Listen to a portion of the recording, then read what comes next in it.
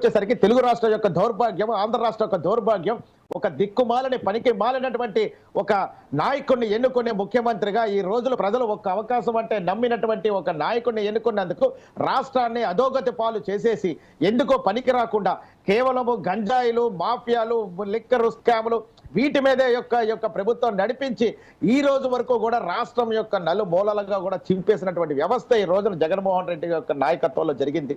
ఇప్పుడిప్పుడే రాష్ట్రం కోలుకుంటుంది. ఇప్పుడిప్పుడే గత సుమారు ఎన్డీఏ కూటమి వచ్చినప్పటి నుంచి రాష్ట్రంలో ప్రతి ఒక్క యువత దగ్గర నుంచి ప్రతి ఒక్కరికి కూడా ఒక ఆశ చిగురించింది. ఈ రోజున మళ్ళీ నరేంద్ర మోడీ గారు అప్పుడు కేంద్ర ప్రభుత్వం ఒకే మాట మీద స్టిక్ అయ్యింది, ఈ రోజు వరకు అదే మాట మీద స్టిక్ అయ్యింది. ఆ రోజు ముఖ్యమంత్రి చంద్రబాబు నాయుడు గారికి ఏదైతే చెప్పారో అమరావతి రాజధాని అని చెప్పని ఆయన ఏదైతే నిర్దేశించి కేంద్ర ప్రభుత్వంలో ఉన్నటువంటి మా యొక్క నరేంద్ర మోడీ గారికి అప్పుడు ప్రధానమంత్రికి చెప్పారో అదే కేంద్ర ప్రభుత్వం ఈ రోజు వరకు కూడా అమరావతి రాజధాని అని చెప్పినటువంటి పరిస్థితులు ఈ రోజు మనం చూస్తున్నాం. ఈ రోజున కొన్ని వేల మంది యొక్క రైతులు సుమారు 1000 రోజులు వాళ్ళ యొక్క అకూట దీక్షకి ఈ రోజున సంబరాలు చేసినటువంటి విధంగా మళ్ళీ తిరిగి అమరావతి రాజధానిగా మనం చూస్తున్నాం. ఇందులో మళ్ళీ వెనుకబాటు ఏముండదంటే ఏముంటుందంటే విషయం కాదు. ఇప్పుడు మస్తాన్ రావు గారు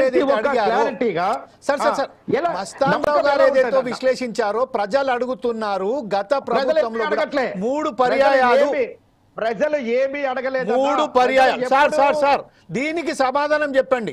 3 పర్యాయాలు నరేంద్ర మోడీ గారే అధికారంలో ఉన్నారు. అనేక మార్లు జగన్మోహన్ రెడ్డి గారు పోయి ఆయన కలిశారు. ఇప్పుడు ఒకసారి మస్తాన్ గారు his finger raising the finger. ఒక్క నిమిషం పనిందర్ గారు, ఒక్క నిమిషం, ఒక్కటే నిమిషం. పనిందర్ గారు సైకోని ఏమడుగుతారు? లేదు సార్ పనిందర్ గారు ఒక్క విషయం ఆగండి. మస్తాన్ రావు గారు ఏదో చెప్పబోతున్నారు. Mastan let him complete a word. ప్రజలు అడగట్లేదు అన్నదండి, ప్రజలు అడిగారు కాబట్టి ప్రజల మార్పు కోసం చూశారు సార్. ప్రజల మార్పు చూశారండి, మార్పు కోరుకున్నారు. ప్రజలు అడగడం అంటే ప్రజలు అదే అడుగుతున్నారు. ప్రజలు మార్పు. లెట్ హిమ్ కంప్లీట్ ఏ వర్డ్. పనిందర్ గారు మస్తాన్ రావు గారిని ఒకసారి మీరు అడగనియండి. ఆయన చెప్పే మాటలను ఒకసారి విని తర్వాత చెప్పండి. జనార్దన్ రావు గారు కూడా ఫింగర్ రేస్ చేస్తున్నారు కాబట్టి జనార్దన్ రావు గారు కూడా గర్గొద్దాం. ఫస్ట్ ఒకసారి మస్తాన్ రావు గారి దగ్గర first he has raised the finger. Mastan Rao garu చెప్పండి. ఇప్పుడు పనీంద్ర గారు నేను అనేది ఏంటంటే రాష్ట్ర ప్రజలు అడగట్లేదు అనొద్దు, అడిగారు కాబట్టే మాట మార్చిన జగన్మోహన్ రెడ్డి గారిని ఇంటికి పంపించారు. 151 నుంచి 11 స్థానాలు చేశారు. అడగడం గురించి కాదు నేను అంటున్నా. నా ప్రశ్న మీరు సమాధానం మీరు అర్థం చేసుకోలేదు. మీరు చెప్పిన విధం ఏమున్నదంటే మీరేమంటున్నారంటే గంజాయి రాష్ట్రంగా మార్చారు, లిక్కర్ రాష్ట్రంగా మార్చారన్నారు. అభివృద్ధి కార్యక్రమాలు అమరావతిలో ఎందుకు చేపట్టలేదు? 3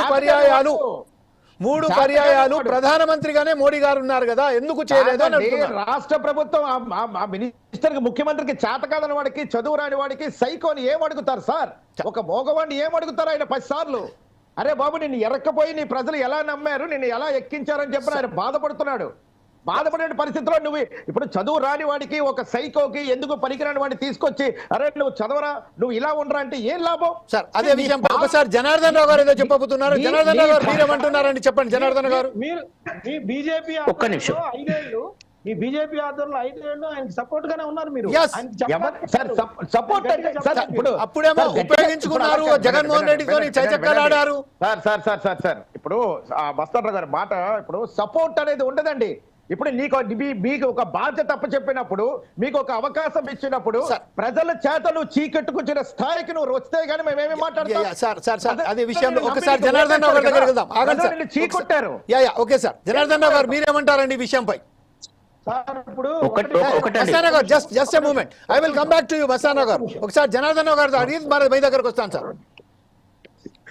భారతదేశం అనేది సమాఖ్య వ్యవస్థ అండి. ఈ సమాఖ్య వ్యవస్థలో రాష్ట్ర ముఖ్యమంత్రి వెళ్ళి నాకు ఈ అవసరాలు ఉన్నాయి, నాకు ఈ వనరులు కావాలి, నేను ఈ అభివృద్ధి కార్యక్రమాలు చేయదలుచుకున్నానని చెప్పితే వాళ్ళు నిధులు ఇవ్వడం వాళ్ళ బాధ్యత.